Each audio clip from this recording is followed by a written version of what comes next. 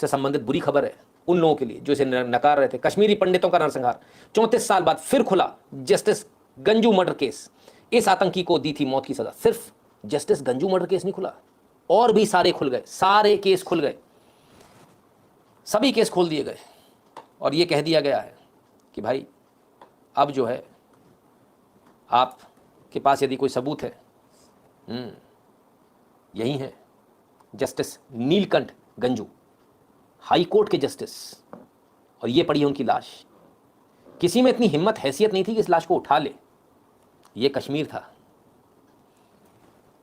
आप सोचिए, high court के जस्टिस की हत्या करना और उसके साथ ये धमकी देना कि इस लाश को किसी ने हाथ लगाया तो उसका भी वही हश्र होगा। और पूरे भरी सड़क पर, चलती हुई सड़क पर, ऑटो वाले अगल बगल से निकल जा रहे हैं, सब निकल जा रहे हैं, लाश को किसी ने हाथ नहीं लगाया।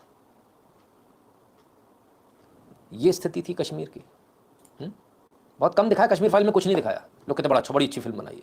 विवेक अग्निहोत्री जी, अपने दिल पर हाथ रखकर बताइए कि आपको भी पता था कि अगर आप पूरा सच दिखा देंगे तो ये फिल्म कभी रिलीज हो ही नहीं सकती। मालूम था उनको। शायद 2% या 5% दिखा पाए अपनी फिल्म में, हो शायद, और 2% 5% को प्रोपेगेंडा कह दिया। हमारे जैसा आदमी बनाता तो 100% दिखा देता, तो इनकी आत्मा ही बाहर निकल आती, फड़फड़ा रहे होते। खैर, जस्टिस नीलकंठ गंजू को मारने वाला कौन था? यासीन मलिक, जो कल तक दिल्ली में बैठता था, प्रधानमंत्री से मिलता था, हाथ मिलाता था, जिसको पॉलिटिकल फिगर बनाया, हत्यारे को सर, हत्यारे को पॉलिटिकल फिगर बनाया गया था, जिसने हाई कोर्ट के सर्विंग जज को गोली मारी।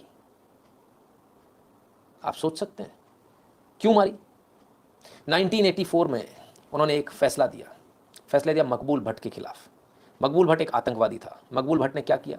मकबूल भट्ट ने एक पुलिस अधिकारी की हत्या करी थी, सरेआम। मकबूल भट्ट ने भारतीय डिप्लोमेट को अगवा किया था, कहाँ? ब्रिटेन में, और उसकी हत्या कर दी थी। रविंद्र महात्रे, ये भारतीय डिप्लोमेट थे जिनको अगवा किया और उनकी हत्या कर दी, और यहाँ पर भी इसने हत्या करी। इसके ऊपर एक चार्जेस चले थे, तो ये इनको धमकी दी गई थी कि तुम ये फैसला मत देना इसको, लेकिन उन्होंने मकबूल भट्ट के खिलाफ फैसला दिया, उसे फांसी की सज़ा दी, और मकबूल भट्ट को फांसी ही हुई। मकबूल भट्ट का बदला यासीन मलिक ने लिया था, सरेआम गोलियों से भूनकर जस्टिस नीलकंठ गंजू को। कमाल है सर। मारा तो पुलिस ऑफिसर अमरचंद को। एक प्लान्ड वे में चल रहा था सर ये। आज जो लोग यहाँ बताते ना, नहीं ऐसा नहीं, वो तो एक आध कोई केस ऐसा है, सारे केस ऐसे नहीं। कश्मीर में भी उस समय यही समझाया जाता था 80 के दशक में, एक आध कोई केस ऐसा है, सारे नहीं है। 60 के दशक से शुरू हो गया था ये सब नौटंकी, एक एक करके मारा जा रहा था। तब भी यही कहा जा रहा था कि नहीं, सबके साथ नहीं है, एक आध के साथ है। तो ये सारे केस अब खुल गए हैं, और SIA, स्टेट इन्वेस्टिगेटिंग एजेंसी बना दी गई है। वो ये तमाम सारे केसेस, अब सारे केसेस कश्मीर नरसंहार से, कश्मीर हिंदू नरसंहार से संबंधित सभी केसों को खोल दिया गया। केंद्र सरकार ने, मोदी सरकार ने सब केस खोल दिए। आपके पास यदि कोई भी केस है, उसमें आप गवाह बनना चाहते हैं, यदि आपके पास कोई जानकारी है, तो आप निश्चिंत होकर, बिल्कुल निश्चिंत हो जाइए।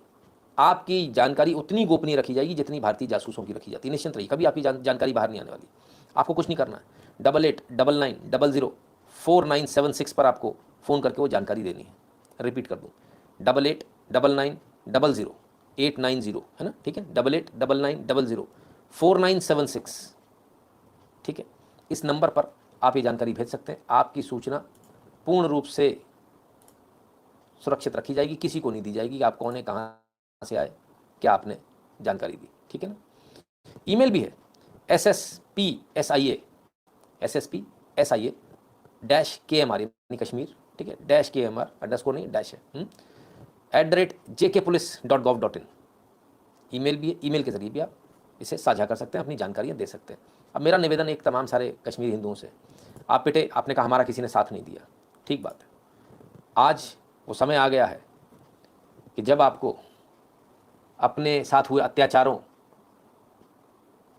का न्याय मिलने का समय। अब आज पीछे मत हटना। अगर आज पीछे हट गए तो जीवन में इतना याद रखना, दुनिया में कुछ लोग बड़े बदनाम हो जाते हैं, आप भी वैसे ही बदनाम हो जाएंगे, गद्दार बदनाम हो जाएंगे पूरी दुनिया में। पूरी दुनिया में कहीं जाएंगे ना, कश्मीरी बोलेंगे, बस खेल खत्म। आज मौका है आपके पास। आज जमकर आप ताकत अपनी दिखाइए, सामने आइए, डरिए मत, कुछ नहीं होगा। और सरकार को पूरी जानकारी दीजिए।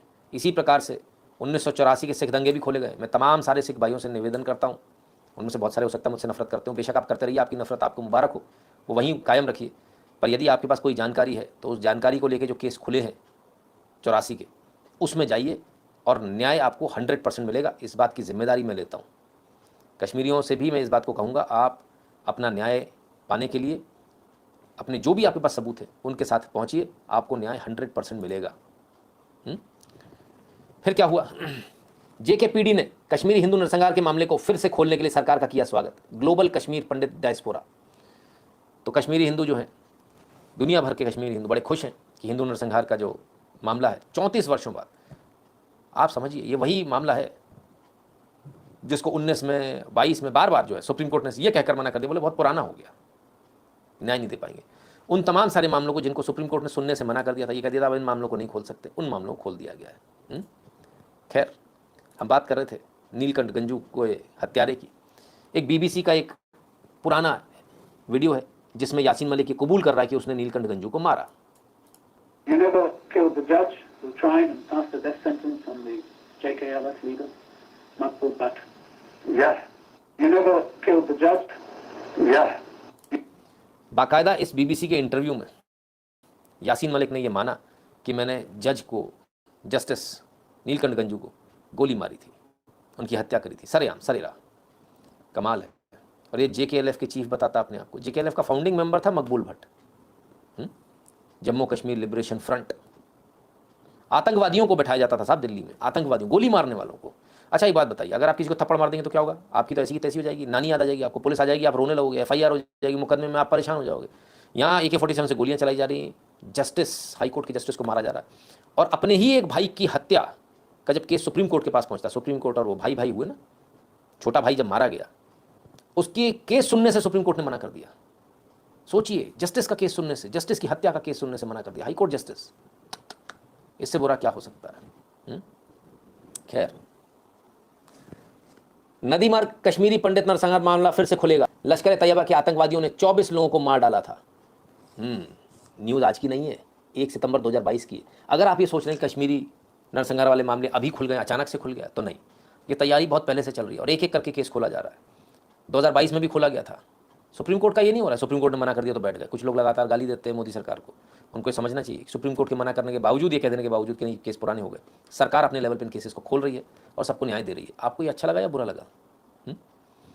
सज्जन भदौरिया जी कहते हैं सर हमारे उत्तर प्रदेश में कहावत है, 80 को छोड़ गाँव तब भी नहीं गया झाड़ू ना, 80 कोस छोड़ गाँव तब भी नहीं गया झाड़ू ना। अच्छा जी,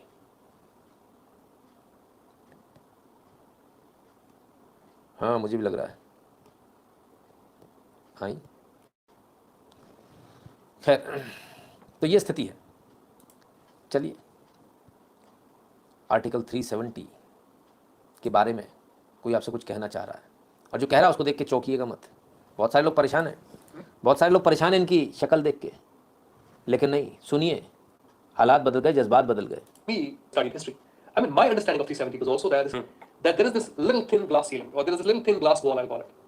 This glass wall is between the rest of the country and Jammu and Kashmir. This had definitely led to an understanding that we are not somehow fully part of the national history. And then this emotion being manipulated by Pakistan and Pakistan connecting it to the larger idea of separatism. वो चीज़ कश्मीरी बच्चे को अभी भी समझ नहीं आई है। बहुत सारे बच्चे अभी भी स्ट्रगल कर रहे हैं। And I keep telling this to Kashmiri youngsters that, you know, whenever you're talking, please never say that when Kashmir, you know, as Kashmiris, how do we feel in India? As Kashmiris, there was this relationship between Kashmir and India. I said, no, there is this wrong vocabulary which has unconsciously gotten into our minds. On Article 370, I mean, changed. In 2013, I was ADM officer in the district. उन दिनों वहाँ एक law and order situation थी.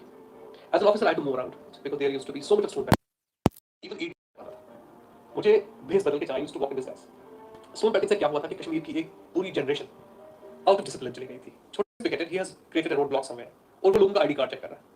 And when a very elderly guy comes out, and this young boy tells him कि हमने आज curfew लगा के रखा है, आप क्यों बाहर निकले? And I recall an incident Srinagar में एक जगह पे where a very elderly guy came out, and उसको दो छोटे बच्चों ने पकड़ा, उसका आईडी कार्ड चेक किया. And when he could not give any reasonable explanation कि मैं बाहर क्यों आया, these two people, these two youngsters know the साथ के, इन्होंने 2 बार उसको पीछे से छड़ी से मारा. ये जो स्टोन पेल्टिंग हो रही थी, इसने हमारी कश्मीर की सोसाइटी को डीप डाउन रप्चर कर दिया. आज की सिचुएशन ये है that last 2 to 3 years, I don't think we have ever heard about stone pelting. Number second, which very few people I think will be happy to listen from me when I talk about that, maybe शायद मैं पहली बार बात कर रहा हूँ, is that one of the greatest innovations in the law and order management in Kashmir, if you ask me, पिछले 30 साल में क्या है, वो ये है कि जब हमने वहाँ पे ये जो funerals हो रहे थे, massive funerals militants के, वो बंद करा दिया। You know why people would do it? A lot of them, just because you would have you had a death cult coming up in Kashmir. Why do many people still oppose it, despite the It was some sort of amphibian politics, which is that आपकी clarity नहीं है, आप पानी में हो कि आप जमीन। 70,000 people lost their lives because you taught people that तुम उधर को तुम इधर। It's not easy to say what you're saying because this is a very inconvenient truth. These are the inconvenient truths which are now being told to Kashmiri youngsters. और आज आप देखेंगे a large number of Kashmiri youngsters have come up very organically who are discussing these very contentious topics otherwise कि यार हम आए कहाँ से? कमाल है साहब, पहचान पाया अपन, कोई नहीं पहचान पाया। शाह फैजल साहब, जो पहले आईएएस पास करके आए, फिर पॉलिटिक्स में आ गए, फिर वापस आ गए, बहुत सारे हैं इनके। और अब ये बदलाव है जो आप इनके मुंह से सुन रहे हैं, ये कश्मीर में बदलाव है। रितु सेठी जी, जय श्री राम, बहुत बहुत धन्यवाद। तत्वम जी, बहुत बहुत